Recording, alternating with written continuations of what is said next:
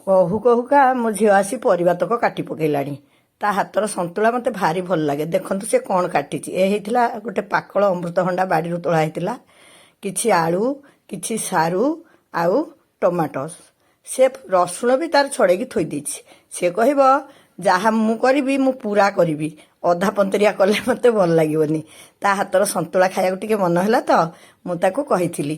ହେଇ ତାପରେ ପଡ଼ିଲା କଖାରୁ, ଆଉ ସେ ଭାଗ ମାପ ତାର କଖାରୁ, ବାଇଗଣ, ଆଉ କ'ଣ ପକେଇଛି ସେ, ହଁ ଝୁଡ଼ୁଙ୍ଗ ବୋଧେ ଏଇଟା, ହଁ ଝୁଡ଼ୁଙ୍ଗ, ଆଉ ପୋଟଳ, ଜହ୍ନି ଆଉ ଛୁଇଁ, ସବୁ ପରିବାକୁ ସେ କେମିତି ସାଇଜରେ କାଟିଛି ଦେଖନ୍ତୁ।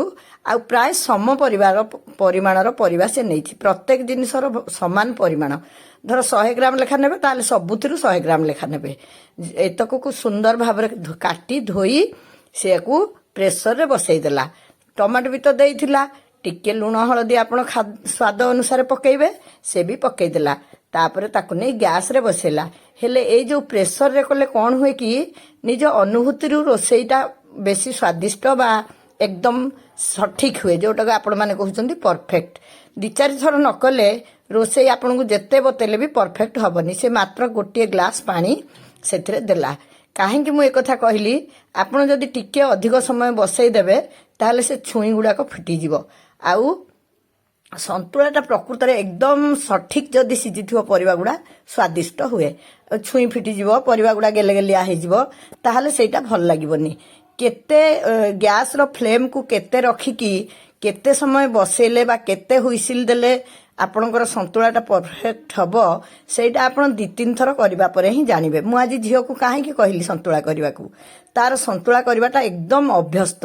ସେ ଯେଉଁ ଚୋପା ଛଡ଼େଇକି ରଖିଥିଲା ରସୁଣ ଆଉ କଞ୍ଚା ଲଙ୍କାକୁ ଟିକେ ଦରଦର ଛେଚା କରିଦେଲା।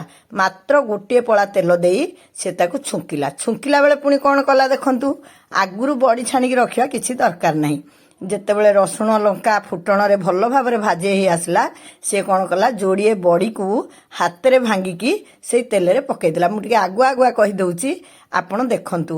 ଏଗୁଡ଼ା ସବୁ ଅନୁଭୂତିର କଥା। ଯିଏ ନୂଆ ହେଇ କରିବ ସେ ବଡ଼ି ଛାଣିକିରି ଥୋଇବ, ସେଥିରେ ପକେଇବ, ସେ ତାର ସେଇ ତେଲରେ ବଡ଼ିକି ଭାଜିଦେଲା। ବଡ଼ି ବି କିଛି ଖରାପ ହେଲାନି, କାହିଁକିନା ତା ସନ୍ତୁଳାଟା ଏତେ ଟେଷ୍ଟି ସବୁବେଳେ। ସେଇଥିପାଇଁ ମୁଁ ସେ ଆଇଲେ କହେ ମା ଟିକେ ସନ୍ତୁଳା ବନା। ଆମ ଘରେ ତ କୋଉ ମାସକରେ ଥରେ ବି ସନ୍ତୁଳା ହଉନି। ବୋହୂମାନେ ବି କେମିତି ଆକୁରେଟ୍ କରିବେ, କିନ୍ତୁ ମୋ ଝିଅ ତା ଘରେ ପ୍ରାୟ ସବୁଦିନ ସନ୍ତୁଳା କରେ। କାହିଁକି ନା ମୋ ସମୁଦୁଣୀ ଖାଇବା ପିଇବାରେ ବହୁତ ବ୍ୟବସ୍ଥିତ। ସେଇଟା ବି ବୟସ ବେଳେ ହେବା ଉଚିତ। ତାହେଲେ ଆମେ ଅନେକ ରୋଗ ବୈରାଗରୁ ରକ୍ଷା ପାଇପାରିବା। ହେଲେ ସମସ୍ତେ କ'ଣ ବୁଝୁଛେ, ପାଟି ସ୍ୱାଦ ଖୋଜୁଛେ। ସନ୍ତୁଳାଟା ଗୋଟେ ଅତି ସ୍ୱାଦିଷ୍ଟ ଖାଦ୍ୟ, ଯେଉଁଥିରେ ତେଲ ମସଲା ନଥାଇ କେବଳ ସ୍ୱାସ୍ଥ୍ୟକୁ ଭିଟାମିନ୍ ହିଁ ଯୋଗେଇଥାଏ। ମୋ ଝିଅ ହାତରେ ସେଇଟା ଭଲ ହୁଏ ବୋଲି ମୁଁ ତାକୁ କହିକି ଏଇଟା କରେଇଲି। ତାର ବି ଗୋଟେ ଚ୍ୟାନେଲ ଅଛି, ଆନିସ୍ ଟାଇମ୍। ସେଇଥିରେ ତାର ଏମିତି ଅତି ସରଳ ଉପାୟର ରୋଷେଇ ସବୁ ଆପଣମାନେ ଦେଖିପାରିବେ।